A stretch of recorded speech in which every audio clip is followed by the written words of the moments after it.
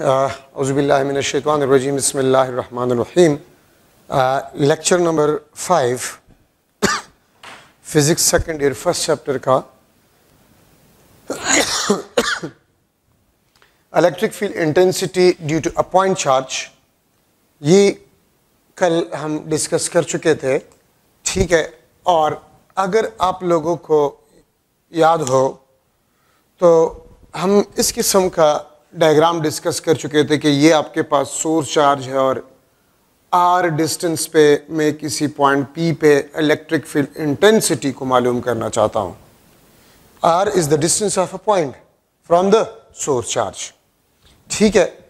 तो फिर ये इक्वेशन लास्ट में हम डिस्कस कर चुके थे, के Q divide by R square और is equal to 1 divide by 4 pi epsilon naught Q divide by R square. मैंने इसके साथ वी लिख लिया है। वी का मतलब क्या होता है? Vacuum, when there is no medium. अगर इस पॉइंट पी और इस सोर्स चार्ज के दरमियान कोई मीडियम ना हो, मींस देयर इज वैक्यूम, ठीक है, तो फिर ई वी आपके पास है 1 divide by 4 pi epsilon naught Q divide by R square आपके पास बन जाएगा, ठीक है।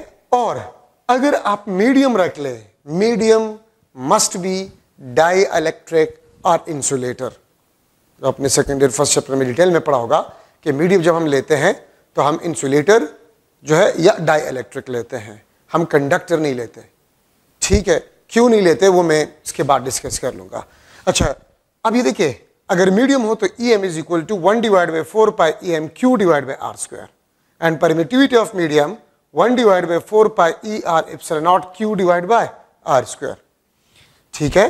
अच्छा, अब अगर आप इस 1 डिवाइड बाई ई आर को बाहर निकाल ले तो आपके पास बन जाता है E M is equal to E V divide by E R. यहां पर मैंने इसके सामने भी लिखा है कि ये इक्वेशन मुझे बता रहा है कि electric field intensity source charge के मैग्नीट्यूड पे डिपेंड करता है, क्योंकि इलेक्ट्रिक फील्ड किस चार्ज का है? सोर्स चार्ज की है ना। तो सोर्स चार्ज का मैग्नीट्यूड जितना ज्यादा होगा, इलेक्ट्रिक फील्ड इंटेंसिटी उतना ही क्या होगा? ज्यादा होगा, मींस इलेक्ट्रिक फील्ड स्ट्रेंथ ज्यादा होगा, ठीक है। और electric field intensity is inversely proportional to the permittivity of a medium और this is inversely proportional to the relative permittivity. Electric field intensity is inversely proportional to the permittivity of a medium और electric field intensity is inversely proportional to the relative permittivity, ठीक है। और इसका मतलब क्या है कि अगर आप इस पॉइंट पी और सोर्स चार्ज के दरमियान मीडियम को रख ले तो इलेक्ट्रिक फील्ड डिक्रीज हो जाता है। और इलेक्ट्रिक फील्ड क्यों डिक्रीज हो जाता है वो मैं इसके बाद थोड़ा सा डिस्कस करवाऊंगा, ठीक है। तो E is inversely proportional to the permittivity of a medium और E is inversely proportional to the relative permittivity. और हम डिस्कस कर चुके हैं थर्ड लेक्चर में कि relative permittivity of any medium is always greater than 1।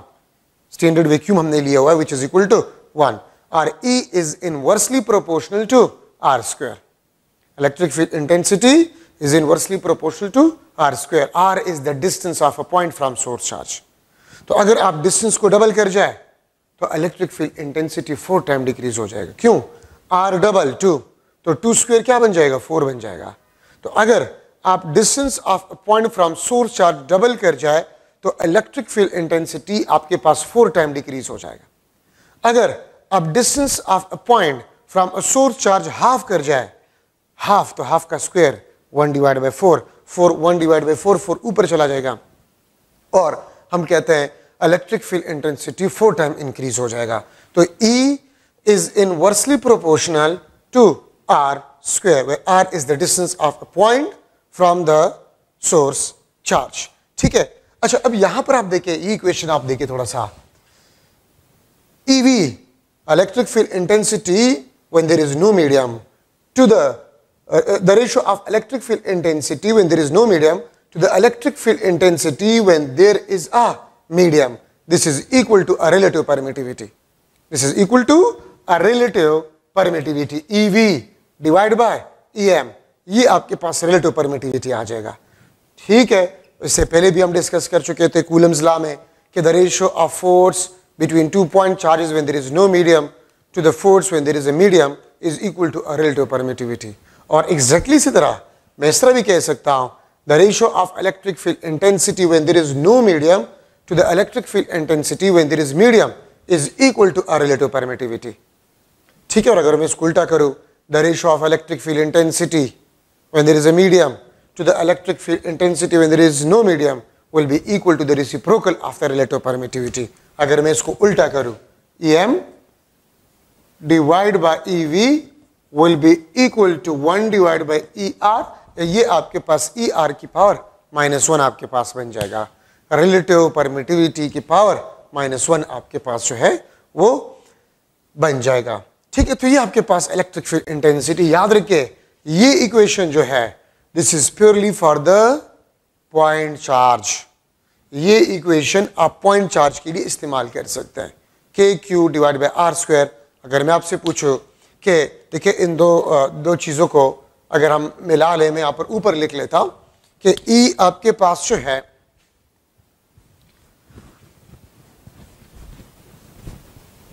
यहां पर आप देख सकते हैं electric field intensity is directly proportional to the ratio of a source charge and square of a distance of a point from the source charge. अगर मैं charge को double कर जाऊं और डिस्टेंस को भी डबल कर जाऊं, what will happen to the electric field intensity? तो चार्ज को डबल, आर को भी डबल, 2 स्क्वायर 2 डिवाइड बाय 4, ये आपके पास क्या बन जाएगा? हाफ हो जाएगा. अगर मैं मैग्नीट्यूड ऑफ चार्ज को 4 टाइम इंक्रीज कर जाऊं और डिस्टेंस को डबल कर जाऊं, ठीक है, अगर मैं Q को 4 कर जाऊं 4 टाइम और डिस्टेंस को डबल कर जाऊं 2 स्क्वायर, तो 4 divide by 4 will be equal to 1. It means the electric field intensity will be remain same.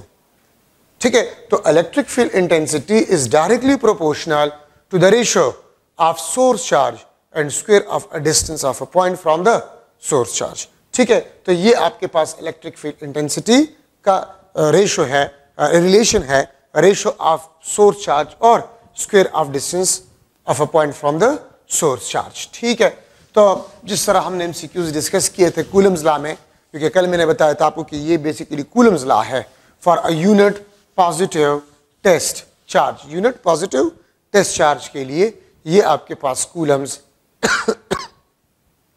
Law है. ठीक है, तो ये थोड़ा सा रिमेनिंग डिस्कशन था कल वाले टॉपिक में, लेक्चर नंबर 4 में. ठीक है, तो उसको मैंने यहाँ पर कंप्लीट कर लिया है. अच्छा, अब ये आप जो है इलेक्ट्रिक फील्ड इंटेंसिटी आपके पास जो है ये मैं लिख लेता हूँ. वेक्टर फॉर्म कल मैंने लिखवाया था. ठीक है, यहाँ पर मैं इसका वेक्टर फॉर्म लिख लेता हूँ. This is equal to KQ R square, KQ divided by R square into R unit vector. This is the vector form. ये आपके पास वेक्टर फॉर्म है इलेक्ट्रिक फील्ड स्ट्रेंथ का. तो देखिए मैंने कल भी डिस्कस किया था कि ये एक ऐसा इक्वेशन है जिसे आप electric field intensity around a source charge मालूम कर सकते हैं without using a test charge. इस इक्वेशन में कहीं पर भी आपको टेस्ट चार्ज नजर नहीं आ रहा. ठीक है, और इसका मतलब, इस इक्वेशन का मतलब आपके पास ये है कि अगर ये आपके पास चार्ज है, चार्ज ये आपके पास डिफरेंट डिस्टेंसेस पे मैं डिफरेंट पॉइंट्स ले रहा हूं. ठीक है, ये आपके पास R1, ये आपके पास R2, ये आपके पास पॉइंट P2, ये आपके पास पॉइंट P1. ठीक है, अगर मैं लिख लूं कि आपके पास R1 जो है, R1 is equal to 2 times of R2. R1 R2 के मुकाबले में डबल है. यहां पर इलेक्ट्रिक फील्ड इंटेंसिटी E2, यहां पर इलेक्ट्रिक फील्ड इंटेंसिटी E1. मैं इसको MCQ लिख लेता हूं. Let R1 is equal to 2 times of R2. ठीक है, पॉइंट P1 का जो डिस्टेंस है R1, वो पॉइंट P2 के डिस्टेंस के मुकाबले में क्या है? डबल है. Then E1 ratio E2 will be equal to dash. ठीक है, इन दो पॉइंट्स पे E1 और E2 का रेशियो आपके पास क्या होगा? A option 2:1, B option 1:2. ठीक है, सी ऑप्शन आपके पास जो है 1:1 और डी ऑप्शन आपके पास जो है दैट इज आपसे रेशियो E1 E2, ये आपके पास 1:4. यहां पर मैं लिख रहा हूं. R1 और R2 R1 2 times of R2 है, ठीक है, where R1 is the distance of a point P1, ठीक है, from a source charge. R2 is the distance of point P2 from a source charge. तो फिर इस पॉइंट और इस पॉइंट पे इलेक्ट्रिक फील्ड इंटेंसिटी का रेशियो क्या होगा? तो देखिए थोड़ा सा हमने अभी पढ़ लिया है, E is inversely proportional to R square. E is inversely proportional to R square. ठीक है, या मैं लिख सकता हूं E1 divided by 2 is equal to R2 square divided by R1 square. ठीक है, E1 divided by 2, this will be equal to R2 square divided by R1. तो आप यहां पर देख सकते हैं, ठीक है, R1 R2 2:1 आपके पास है, तो ये आपके पास 1:4 बन जाएगा. This is the answer. ये आपके पास आंसर है. मैं फिर रिपीट कर रहा हूं इस MCQ को, ठीक है. ये आपके पास सोर्स चार्ज है, सोर्स चार्ज से पॉइंट P1 R1 डिस्टेंस पे है और सोर्स चार्ज से पॉइंट P2 वो R2 डिस्टेंस पे है. Let R1 is equal to 2 times of R2, then the ratio of electric field intensity at point P1 to the electric field intensity at point P2 will be equal to dash. तो ये आपके पास बन गया 1:4. इसी data से ही आप इसको निकाल सकते हैं, ठीक है. E is inversely proportional to R square. E1 divided by 2 is equal to R2 square divided by R1 square, और ये आपके पास 1:4 बन जाएगा, ठीक है. तो ये आपके पास जो है एक मॉडल MCQ है, electric field intensity around a point source charge, ठीक है. तो electric field strength, electric field intensity last lecture में हम डिस्कस कर चुके थे कि ये वेक्टर है, इसका मैग्नीट्यूड भी है और डायरेक्शन भी होता है, ठीक है. तो यहां पर अभी हम डिस्कस कर रहे हैं इलेक्ट्रिक फील्ड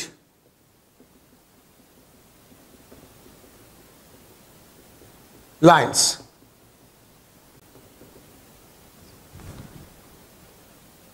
लेक्चर नंबर 4 में मैंने आपको बताया था कि electric field is a vector field और ये रियल फील्ड भी है.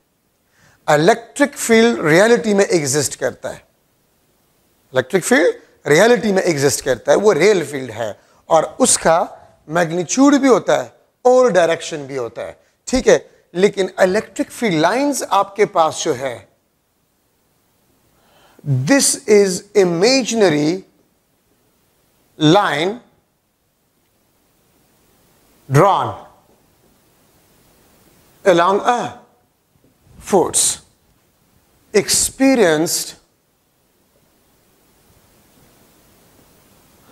by unit positive test charge,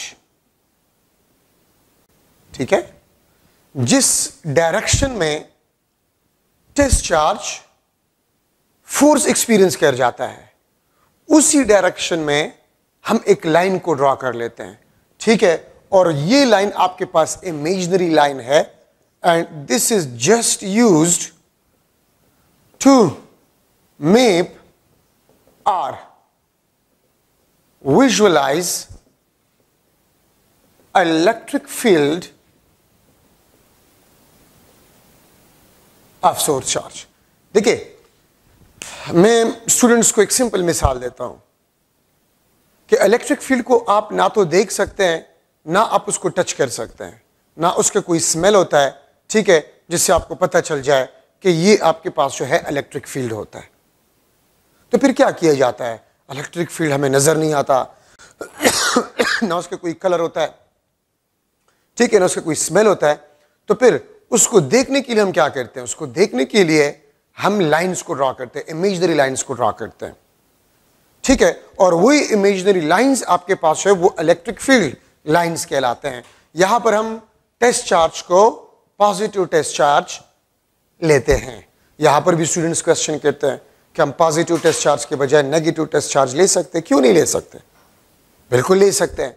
लेकिन आप लोगों ने जो डायरेक्शंस की सीखे हैं इलेक्ट्रिक फील्ड के, वो डायरेक्शंस भी आपने उल्टे करने होंगे, ठीक है. अभी तो हम कहते हैं ना कि इलेक्ट्रिक फील्ड का सोर्स होते हैं वो पॉजिटिव सोर्स चार्ज होता है और जो सिंक होते हैं वो नेगेटिव होता है, नेगेटिव चार्ज होता है, ठीक है. अगर आप टेस्ट चार्ज को नेगेटिव ले ले तो ये बातें उल्टा करें, फिर आप कहेंगे कि पॉजिटिव सिंक होते हैं और नेगेटिव सोर्स होता है. तो आप नेगेटिव चार्ज को भी टेस्ट चार्ज ले सकते हैं, लेकिन यहां पर एज अ स्टैंडर्ड हमने टेस्ट चार्ज को पॉजिटिव लिया हुआ है, क्योंकि जब भी दो नेचर वाली चीज हो तो उसमें से स्टैंडर्ड आपने एक लेना होगा, तो कन्वेंशनली पॉजिटिव चार्ज को स्टैंडर्ड लिया गया है। ठीक है, ये कन्वेंशनल है, आप नेगेटिव भी ले सकते, कोई गुनाह नहीं है। ठीक है, अब देखिए ये आपके पास लेट सपोज एक सोर्स चार्ज है।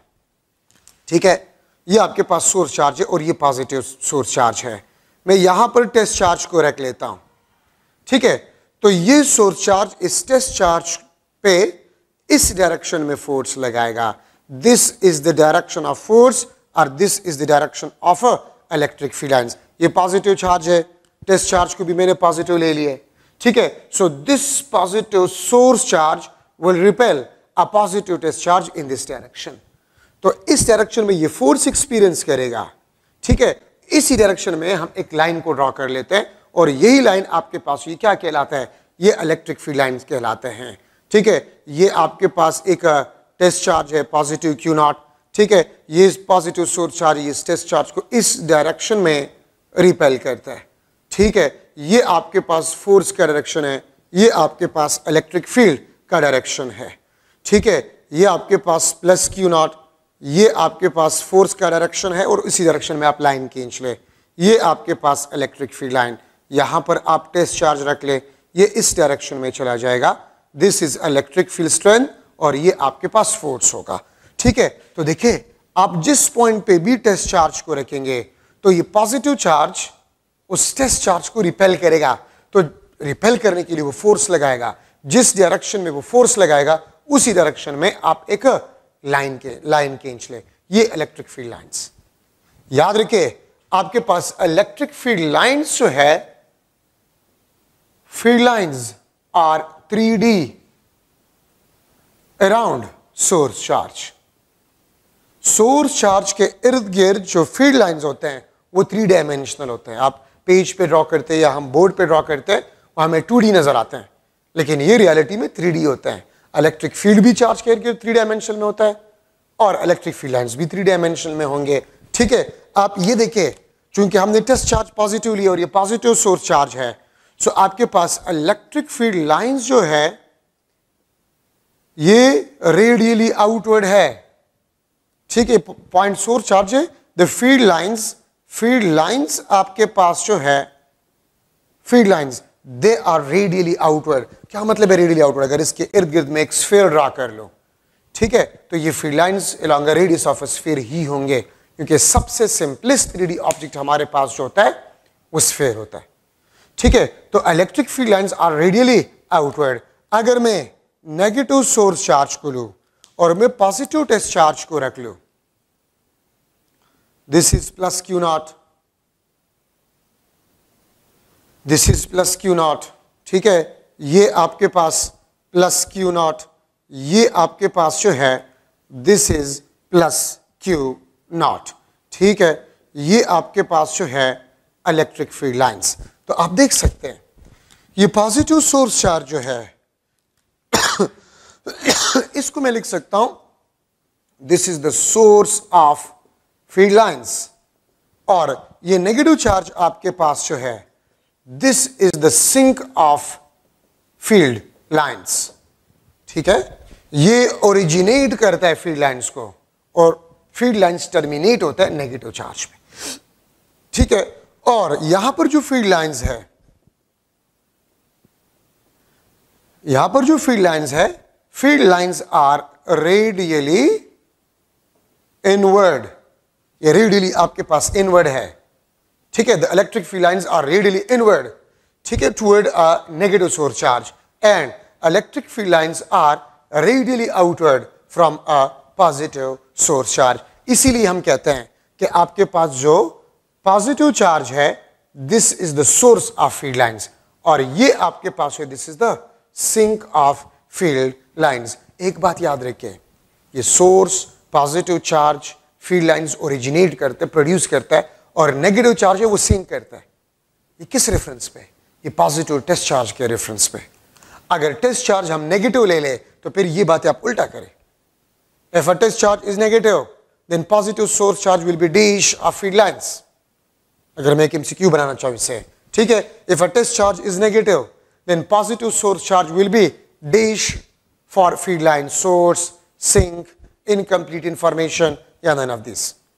तो टेस्ट चार्ज अगर नेगेटिव हो तो फिर पॉजिटिव सोर्स चार्ज सिंक होगा और नेगेटिव सोर्स चार्ज सोर्स होगा अगर टेस्ट चार्ज नेगेटिव हो। लेकिन चूंकि मैंने आपको स्टार्ट में बता दिया है कि हम टेस्ट चार्ज को पॉजिटिव लेते हैं और पॉजिटिव टेस्ट चार्ज के बेस पे हम कहते हैं कि पॉजिटिव सोर्स चार्ज वो सोर्स होते हैं फीड लाइंस का और नेगेटिव सोर्स चार्ज आपके पास जो होता है वो सिंक होता है।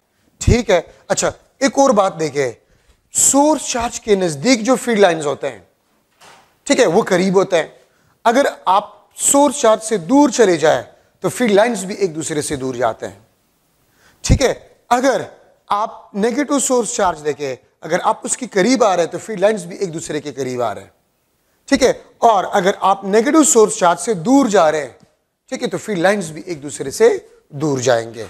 ठीक है, ये बात याद रखिए। तो इलेक्ट्रिक फील्ड लाइंस नजदीक होंगे अगर आप सोर्स चार्ज के नजदीक है, ठीक है, और इलेक्ट्रिक फील्ड लाइंस दूर होंगे अगर आप सोर्स चार्ज से दूर जा रहे हैं। ठीक है, अच्छा अब मैंने ये बात भी की कि इलेक्ट्रिक फील्ड लाइंस आपके पास जो वो 3D होता है और ये जस्ट हम विजुअलाइज या मैप करने के लिए इस्तेमाल करते हैं। ठीक है, अब आपसे कोई क्वेश्चन कर सकता है कि जो फील्ड लाइंस आपके पास जो है, हम एक चार्ज के इर्द गिर्द कितने फील्ड लाइंस ड्रा कर सकते हैं? तो याद रखिए, यहां पर मैं लिख लूंगा infinite field lines can be drawn around source charge. Infinite field lines को हम ड्रॉ कर सकते हैं, ठीक है, around source charge. Field lines infinite आप ड्रॉ कर सकते हैं, ठीक है, बट फील्ड लाइंस आपके पास होते हैं, field lines are discrete in nature, they are not continuous, they are not continuous। ये कंटिन्यूस नहीं होते, ठीक है, ये डिस्क्रीट नेचर में होते हैं। आप इनफाइनाइट फील्ड लाइंस को ड्रॉ कर सकते हैं, ठीक है, लेकिन फील्ड लाइंस आपके पास इनफाइनाइट तो होते हैं लेकिन कंटिन्यूस फॉर्म में नहीं होते, ये डिस्क्रीट नेचर में होता है, डिस्क्रीट नेचर में होता है, मतलब अलग अलग होते हैं। ठीक है, एक दूसरे के साथ ओवरलैप नहीं कर सकते, जो कि इसके बाद ये पॉइंट में लिख लूंगा। ठीक है, नो टू, अच्छा यहां पर एक और चीज भी मैं लिख रहा हूं, फील्ड लाइंस आपके पास जो है, फील्ड लाइंस आर स्ट्रेट और मे बी कर्व्ड। याद रखिए, फील्ड लाइन स्ट्रेट भी हो सकते हैं और कर्व भी हो सकते हैं। ठीक है, tangent tangent to the field lines, tangent to the field lines can, tangent to the field lines represent direction of electric field, direction of electric field। ठीक है, क्या मतलब इसका? अब यहां पर देखें, अगर ये आपके पास एक पॉजिटिव सोर्स चार्ज है, this is a positive source charge, ठीक है, और ये आपके पास नेगेटिव सोर्स चार्ज है, तो आप देख सकते हैं field lines positive source charge से प्रोड्यूस होंगे और इस पे आपके पास जो है वो टर्मिनेट होंगे, इस पे आपके पास जो है वो टर्मिनेट होंगे। ये बात याद रखें। तो आप देखिए, फील्ड लाइन स्ट्रेट भी है और कर्व भी है, और जहां पर फील्ड लाइंस कर्व होते हैं तो आप इसका टेंजेंट ड्रा करें। टेंजेंट उम्मीद है आप लोग जानते होंगे, वो लाइन जो किसी भी ग्राफिकल रिप्रेजेंटेशन को सिंगल पॉइंट पे टच करे, ठीक है, तो उसको बेसिकली हम कहते हैं टेंजेंट। ठीक है, तो आप अगर टेंजेंट ड्रा करें, टेंजेंट आपके पास वो लाइन होता है जो किसी ग्राफिकल रिप्रेजेंटेशन को सिंगल पॉइंट पे टच करे, उसको हम टेंजेंट कहते हैं। ठीक है, तो आप जब टेंजेंट ड्रा करेंगे, अगर इलेक्ट्रिक फील्ड लाइंस कर्व हो तो वो टेंजेंट आपको उस पॉइंट पे इलेक्ट्रिक फील्ड के डायरेक्शन के बारे में बताता है, इलेक्ट्रिक फील्ड के डायरेक्शन के बारे में आपको बताता है। ठीक है, जो कि यहां पर मैंने ये सेंटेंस जो है वो लिखा हुआ है। अच्छा, अब ये बात भी याद रखें कि नो टू और more than two field lines can overlap. No two or more than two field lines can overlap. दो या दो से ज्यादा फील्ड लाइंस कभी भी ओवरलैप नहीं हो सकते। ठीक है, क्यों? तो आप इसको देखिए, लेट्स सपोज ये आपके पास एक इलेक्ट्रिक फील्ड लाइन है और ये आपके पास दूसरा इलेक्ट्रिक फील्ड लाइन है। ये एक इलेक्ट्रिक फील्ड लाइन, ये आपके पास दूसरा इलेक्ट्रिक फील्ड लाइन है। ठीक है, आप अगर देखें तो ये दो फील्ड लाइन सिंगल पॉइंट पे ओवरलैप करते हैं। ठीक है, तो अगर ये सिंगल पॉइंट पे ओवरलैप करते हैं तो फिर इलेक्ट्रिक फील्ड का सिंगल पॉइंट पे दो डायरेक्शंस होंगे, which is not possible. Which is not possible. No two or more than two field lines can overlap because they will have more than one direction. They will have more than one direction at overlapping point. At a overlapping point, which is not possible because they will have more than one direction at overlapping point, which is not possible, जो कि possible नहीं है। जब हम बात करते हैं ना वेक्टर फील्ड का, जब हम बात करते हैं वेक्टर फील्ड का, तो याद रखिए वेक्टर फील्ड का सिंगल पॉइंट पे सिंगल डायरेक्शन होगा। वेक्टर फील्ड का सिंगल पॉइंट पे सिंगल डायरेक्शन होगा। और हमने लेक्चर नंबर 4 में डिस्कस किया था कि आपके पास इलेक्ट्रिक फील्ड जो है वो एक वेक्टर फील्ड है। अगर ये एक वेक्टर फील्ड है तो इसका सिंगल पॉइंट पे सिंगल डायरेक्शन होगा। ठीक है, सिंगल पॉइंट पे एक से ज्यादा डायरेक्शन वेक्टर फील्ड के नहीं हो सकते। ठीक है, ये बात याद रखें। तो डायग्राम से भी आप देख सकते हैं कि इलेक्ट्रिक फील्ड लाइंस आपके पास है, ये कभी भी ओवरलैप नहीं कर सकते। ठीक है, अगर ये ओवरलैप कर गए तो उस ओवरलैपिंग पॉइंट पे इलेक्ट्रिक फील्ड का एक से ज्यादा डायरेक्शंस होंगे, विच इज नॉट पॉसिबल, जो कि आपके पास पॉसिबल नहीं है। ठीक है, अब यहां पर एक और चीज भी मैं ले रहा हूं। ठीक है, यहां पर इससे पहले जो हमने डिस्कस किया था कि electric field lines discrete nature में होते हैं, वो कंटिन्यूस नहीं हो सकते। तो वजह ये है, कंटिन्यूस का मतलब ये होता है कि अगर वो डिफरेंट पॉइंट्स टच करे डिफरेंट लाइंस के, तो सिंगल पॉइंट पे डिफरेंट डायरेक्शंस होंगे, विच इज नॉट पॉसिबल। ठीक है, बिकॉज ऑफ दिस पॉइंट। अच्छा, अब यहां पर हम डिस्कस कर रहे हैं कि electric field lines, this is also one of another important point, electric field lines will originate as well as terminate. Electric field lines will originate as well as terminate perpendicularly. ठीक है, this is also important point. Electric field lines आपके पास जो है वो perpendicularly originate भी होते हैं और परपेंडिकुलरली टर्मिनेट भी होते हैं। वो किसी और एंगल पे ओरिजिनेट या टर्मिनेट नहीं हो सकते। ठीक है, मैं अगर मुख्तलिफ एग्जांपल्स आपको दूं, ठीक है, ये आपके पास लेट सपोज एक चार्ज प्लेट है, this is a charge plate, सही है, और ये आप देख सकते हैं ये आपके पास इलेक्ट्रिक फील्ड लाइंस, ये आपके पास इलेक्ट्रिक फील्ड लाइंस। तो आप देख सकते हैं कि इलेक्ट्रिक फील्ड लाइंस आपके पास जो है ये हर जगह पर परपेंडिकुलर होते हैं to the surface which originated. ठीक है, अगर मैं एक दूसरा एग्जांपल आपको दूं, ये आपके पास एक पॉजिटिवली चार्ज कंडक्टर है और ये एक नेगेटिवली चार्ज कंडक्टर आप ले लें। ठीक है, ये आप एक नेगेटिवली चार्ज कंडक्टर ले ले, तो आप ये देख सकते हैं इलेक्ट्रिक फील्ड लाइंस आपके पास जो है, it will terminate perpendicularly as well as it will be originate perpendicularly. ये आप देख सकते हैं, ये पॉजिटिव चार्ज है सोर्स ऑफ फील्ड लाइंस, ठीक है, ये नेगेटिव चार्ज है सिंक ऑफ फील्ड लाइंस। आप यहां पर देख सकते हैं ये परपेंडिकुलरली टर्मिनेट हुआ, और ये देखिए ये आपके पास परपेंडिकुलरली ओरिजिनेट भी हुआ। अब आप में से कुछ स्टूडेंट्स इस पॉइंट को देखेंगे कि यहां पर तो देखिए ये तो बेंड हो गया, ठीक है बेंड हो गया, तो डायरेक्शन तो ये था, ये बेंड तो इस नेगेटिव चार्ज ने इसको किया।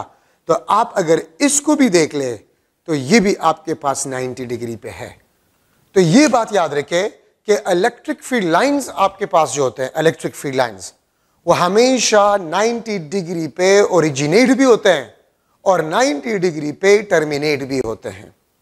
ये किसी और एंगल पे ओरिजिनेट या किसी और एंगल पे टर्मिनेट नहीं हो सकते, ठीक है, ये बात याद रखिए। तो ये आपके पास दो एग्जांपल्स है, और यहां पर भी अगर आप मुझसे क्वेश्चन करें, अक्सर स्टूडेंट्स की क्वेश्चन करते हैं कि ये परपेंडिकुलरली ओरिजिनेट क्यों होते हैं और परपेंडिकुलरली टर्मिनेट क्यों होते हैं, तो याद रखिए 90 के अलावा किसी और एंगल पे अगर ये ओरिजिनेट हुए या टर्मिनेट हुए तो फील्ड लाइन जरूर ओवरलैप करेंगे, और हमने इससे पहले पढ़ लिया कि फील्ड लाइंस कभी भी ओवरलैप नहीं हो सकते, ठीक है। क्यों? क्योंकि फील्ड लाइंस अगर ओवरलैप हो जाए तो फिर ओवरलैपिंग पॉइंट पे इलेक्ट्रिक फील्ड लाइंस के एक से ज्यादा डायरेक्शंस होंगे, which is not possible for a vector field।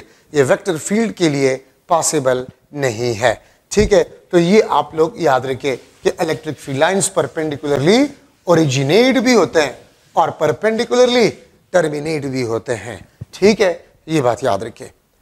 अच्छा, अब यहां पर मैं एक और पॉइंट डिस्कस कर रहा हूं। अगर सिमिलर चार्जेस हो, यहां पर पॉजिटिव चार्ज, यहां पर पॉजिटिव चार्ज, तो फील्ड लाइंस इस तरह बेंड हो जाते हैं, ठीक है। This will be the direction of the field lines, ठीक है। मैंने पहले भी डिस्कस किया कि फील्ड लाइंस आपके पास वो कर्व भी हो सकते हैं, ठीक है, और स्ट्रेट भी हो सकते हैं।